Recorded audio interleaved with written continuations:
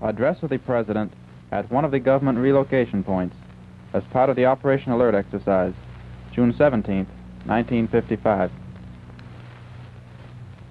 The President of the United States has left his last secret location and has come to our improvised studios to report to you on Operation Alert 1955. Ladies and gentlemen, the President of the United States. My fellow Americans, for 2 days, I have been participating in Operation Alert.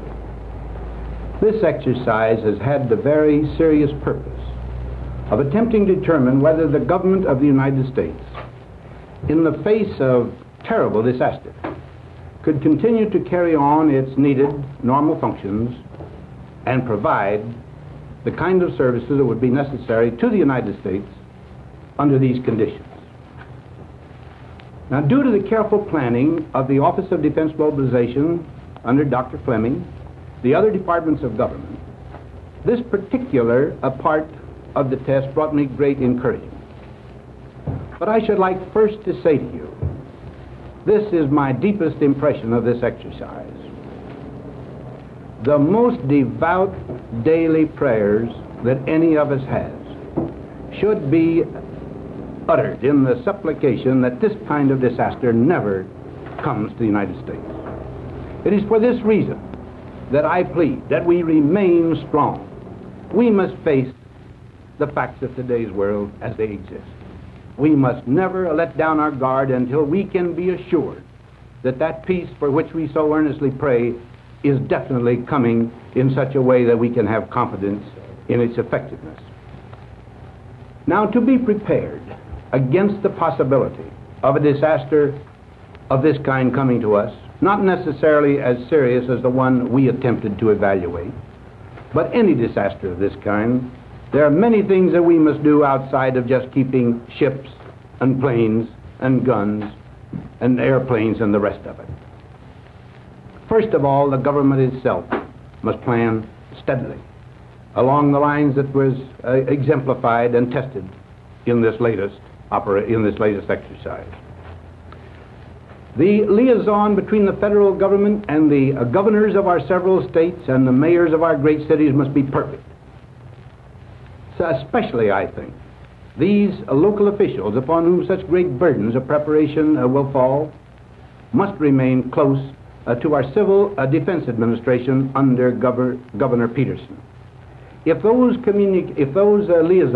liaison is what it should be, if the plans made are effective so that we know what each must do in time of emergency, countless lives will be saved, much destructiveness will be avoided. Now, if all of these officials are to do their duties properly, if they are to be able to perform their functions, they must be supported by trained and disciplined men. And this brings me to the most important word I have to say to you this morning, my fellow citizens.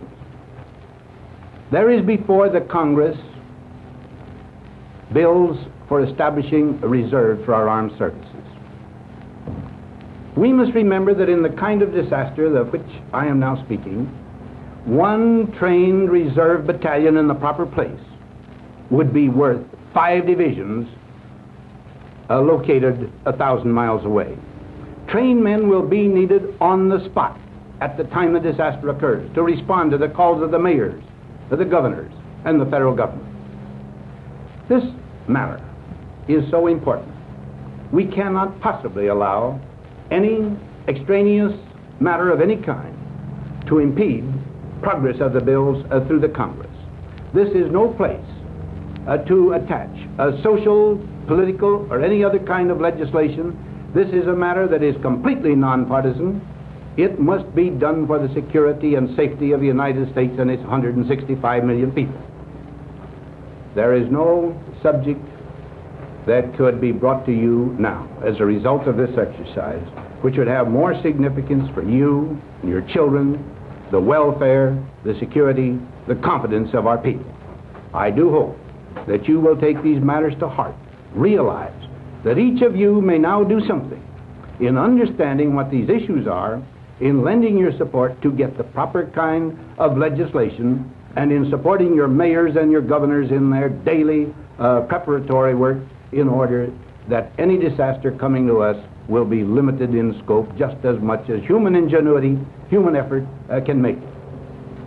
Thank you very much. Before I close, I should say, I have every confidence that our Congress and our people will do exactly these things. I do not believe that we are going to neglect things that are so important to us. And I assure you that with them, the probability that such an attack will ever come to us will be that much lessened.